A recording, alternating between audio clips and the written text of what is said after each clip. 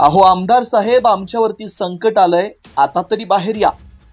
पुरामुळे हजारो हेक्टर शेती पाण्याखाली गेली, शेतकरी हवालदिल झालेत।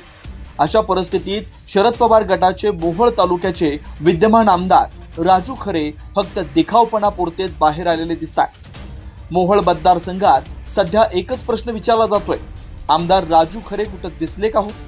आणि त्यासोबत आणखी एक प्रश्न, मोहोळ मतदारसंघाचे आमदार नक्की कोण?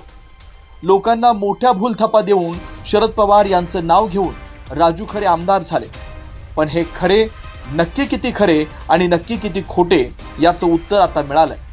राजू खरे यांना निवडून आणण्यासाठी ज्यांनी जीवाचं रान केलं तेच आता म्हणतायत चूक झाली। यशवंत माने हेच आमदार असायला हवे होते। पावसाचा तडाखा, सीना नदीला पूर आणि हवालदिल शेतकरी, या संकटाच्या काळातही आमदार राजू खरे मात्र हरवलेले। खचून गेलेला शेतकरी मात्र वाऱ्यावर, डुप्लिकेट आमदार मात्र दौऱ्यावर। लोकांचा आक्रोश वाढला आणि हरवलेले राजू खरे अखेर सापडले।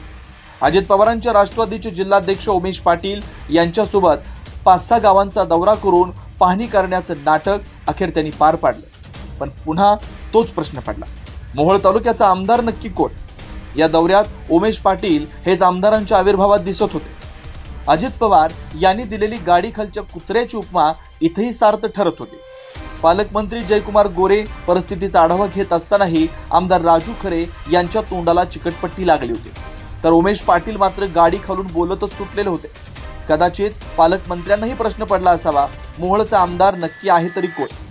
उमेश पाटील पालकमंत्र्यांशी बोलतायत आणि शेजारी असलेले आमदार राजू खरे फक्त बघ्याच्या भूमिकेत उभे आहेत। त्याचा व्हिडिओ व्हायरल झालाय। हे कमी पडलं म्हणून की काय, आणखी एक बोलका व्हिडिओ सोशल मीडियावरती फिरतोय। ट्रॅक्टरच्या ट्रॉलीत बसून राजू खरे पाहणी करताना दिसतात आणि त्यांच्या शेजारी उभे असलेले उमेश पाटील यांचा हात मात्र आमदारांच्या खांद्यावर आहे।